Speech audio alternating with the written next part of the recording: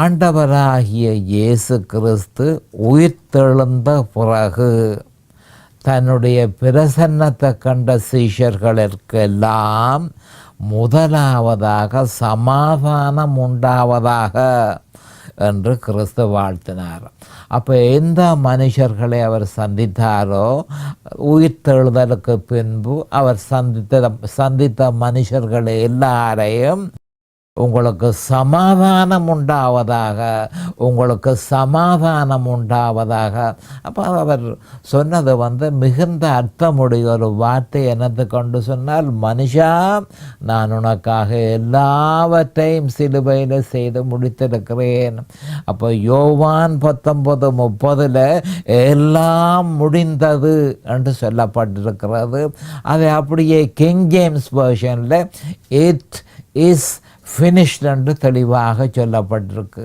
அப்போ என்ன நோக்கத்துக்காக நான் வந்தேனோ அந்த நோக்கத்தை நான் செய்து முடித்தேன் என்று சொல்லி, ஆனபடியால் செய்து முடித்திருக்கிறபடியினால் மனுஷனுக்காகத்தான் நான் வந்தேன், மனுஷனுக்காகத்தான் நான் பரலோகத்திலிருந்து மனுஷனாக இறங்கி வந்தேன், மனுஷனுக்காக நான் சிலுவைக்கு போனேன், மனுஷனுக்காக நான் இரத்தத்தை சிந்தினேன், மனுஷன பாவத்திலிருந்து நான் விடுதலை செய்தேன். ஆனபடியால் இனிமேல் மனுஷனுக்கு சமாதானம் உண்டாவதாக, இனிமேல் மனுஷனுக்கு சமாதானம் உண்டாவதாக. அப்போ நான் சிலுவையில் என்னை பலியாக ஒப்பு கொடுத்து என்னுடைய இரத்தத்தை சிந்தி எல்லாவற்றையும் உங்களுக்காக சிலுவையில் செய்து முடித்தது மட்டுமல்ல, அதனை நிரூபிக்கிறதற்காக நான் உயிர்த்தெழுந்தும் இருக்கிறேன்.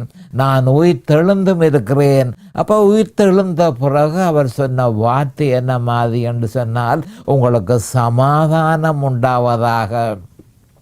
அப்போ யார் தன்னுடைய சீஷர்களை அவர் சந்திக்கும் பொழுதெல்லாம் உங்களுக்கு சமாதானம் உண்டாவதாக என்று பிரகடனப்படுத்தினார்.